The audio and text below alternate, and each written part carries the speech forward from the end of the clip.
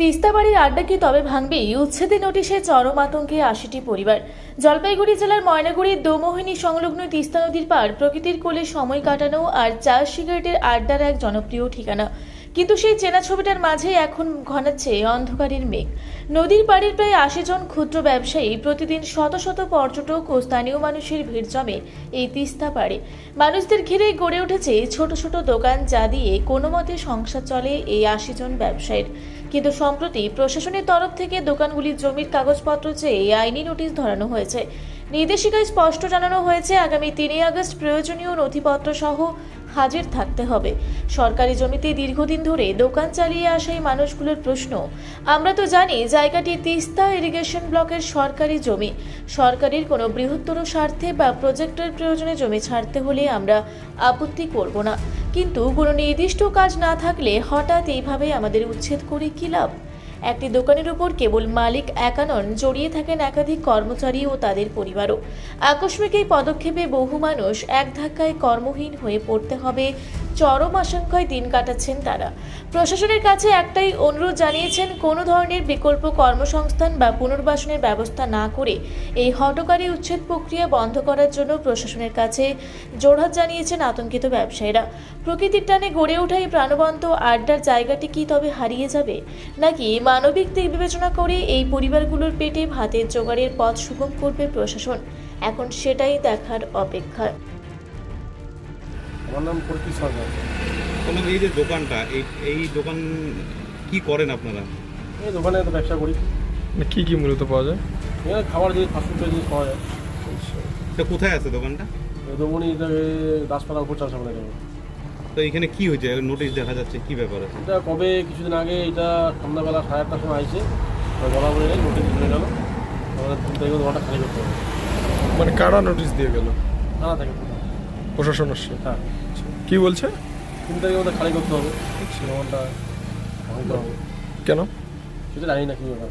আচ্ছা, মানে এই জায়গাটা কার জায়গা? জায়গাটা তো ইরিগেশন জায়গা। আচ্ছা, এটা সরকারি ল্যান্ড। সরকারি ল্যান্ড। তো সরকারি ল্যান্ডেই তো আপনারা জায়গা করেছিলেন, এখন তো সরকার নিচ্ছে। সবাই মানে 80 মানে এখন কি দিয়ে দিবেন? এখানে দোকান আছে। এখন কি আপনারা দিয়ে দিবেন? হ্যাঁ, সরকার যদি ভালো কাজ করে দিয়ে দিব। সরকার যদি ভালো কোনো কাজে লাগা দিয়ে দিব।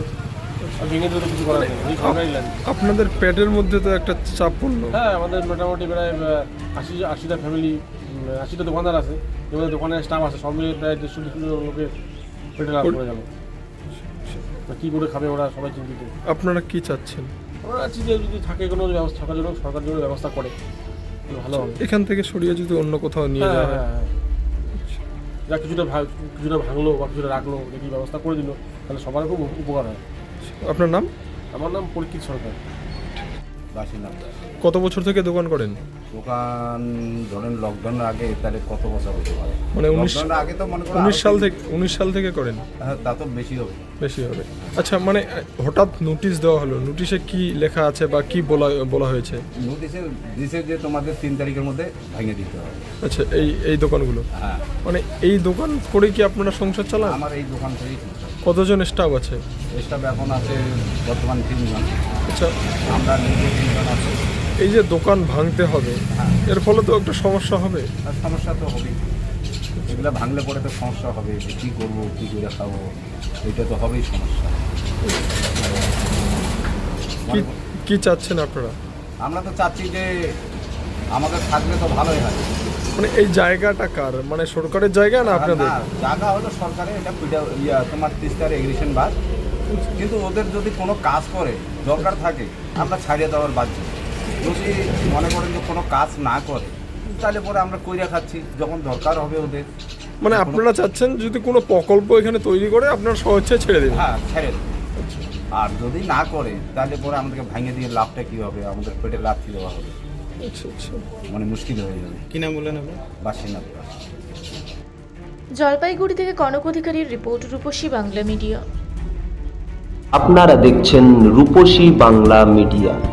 এখন একটা ছোট্ট বিরতি, ফিরে আসছি বিরতির পর। পুরুলিয়ায় পাত্রপাত্রী যোগাযোগের একমাত্র বিশ্বস্ত প্রতিষ্ঠান বিবাহ পরিচয়। আপনার মনের মতো জীবনসঙ্গী খুঁজতে পাশে রয়েছে বিবাহ পরিচয়। তাই আর দেরি না করে আজই যোগাযোগ করুন বিবাহ পরিচয়। Municipality commercial complex, 2nd floor, Chaibasa road, opposite PWD office, Purulia. Mobile নম্বর 9232440272। ফিরে এলাম বিরতির পর। আপনারা দেখছেন রূপসী বাংলা মিডিয়া।